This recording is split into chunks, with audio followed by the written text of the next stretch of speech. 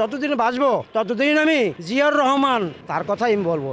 সেই জন্য জিয়াউর রহমানরে আমি একটা সেলুট জানাইলাম। মূলত আমার এখানে আসার উদ্দেশ্য হলো তারেক রহমানরে একটু উৎসাহ দেওয়ার জন্য।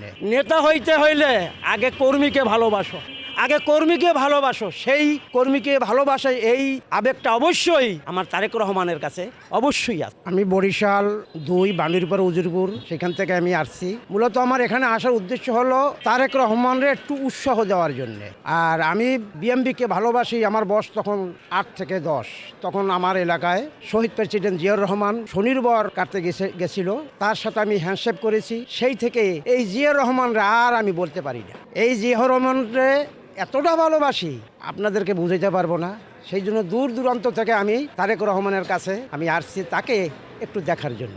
আর বিএমপি এমন একটা বিষয়, যেমন রক্ত কাটলে যেমন রক্ত পড়ে, শরীর কাটলে যেমন রক্ত পড়ে, আমার রক্ত থেকে তেমনি ফোট করে রক্ত বাইর হয়। আমি এতটা আমি বিএমপিকে আমি ভালোবাসি। আমি বিএমপিকে ভালোবাসি দীর্ঘ 17 বছর পর্যন্ত। এর আগে থেকেই আমি গ্রাম থেকে মামলা খাইছি, জামলা খাইছি, তারা খাইছি, বাড়ি উঠতে পারি নাই। আমার বিভিন্ন শরীরে আমার আঘাত আছে।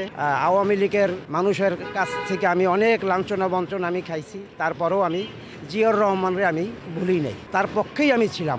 আগামী দিনগুলো যতদিন বাঁচবো ততদিন আমি জিয়াউর রহমান তার কথাই আমি বলবো। সেই জন্য জিয়াউর রহমানরে আমি একটা সেলুট জানাইলাম। বিএমপিকে এত ভালোবাসার কারণ কি, ওই যে বললাম না যে শহীদ প্রেসিডেন্ট জিয়াউর রহমান উনি আমার এলাকায় স্বনির্ভর কাটতে গিয়ে যদি উনি আমার সাথে হ্যান্ডশেক করতে পারে, তার সাথে যদি আলিঙ্গন করতে পারি, তা তার চাইয়ে বড় নেতা আর হয় না। এই জন্য আমি তাকে আমি ভালোবাসি। জিয়াউর রহমান আমি এই জন্য ভালোবাসি, সবাই উপরে জিয়াউর রহমান, তাহার উপরে নাই। আমি এই কথাটাই বলবো। আপনার কাছে মনে হয় শহীদ প্রেসিডেন্ট জিয়াউর রহমান এবং প্রয়াত বেগম খালেদা জিয়ার যে আদর্শ, এটা কি এই যে আপনার তারেক রহমান ধরে রাখতে পারবে?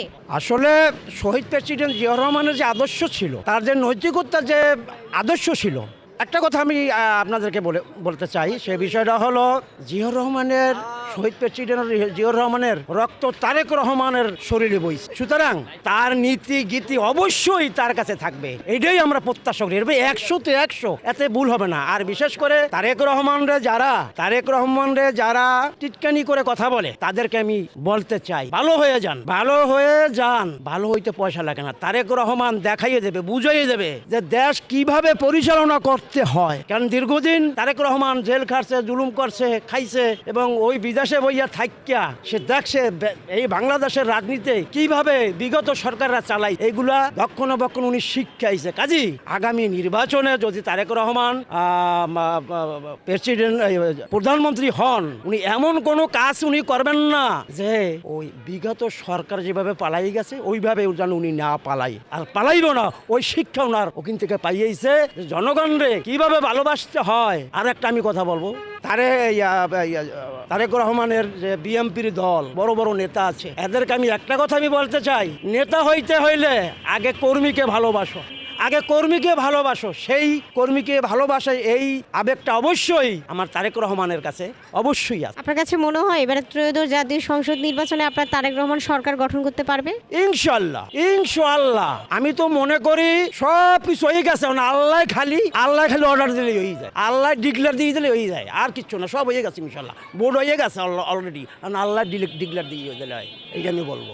আমি আত্মবিশ্বাস নিয়ে আমি বলতেছি। এই দেখেন, একটা ফ্যামিলির ভিতরে একটা অভিভাবক থাকে না, অবশ্যই থাকে, তেমনি বাংলাদেশের একজন অভিভাবক হইবে, 20 কোটি মানুষের একজন অভিভাবক। সেই ক্ষেত্রে আনাচে কানাচে যেভাবে আমরা সারা শব্দ পাই, এই দানের শীষ ছাড়া আর কোনো কথা নাই ভাই। এই জন্য আমার আত্মবিশ্বাস 100-তে 100 ইনশাআল্লাহ তারেক রহমান প্রধানমন্ত্রী হবেন।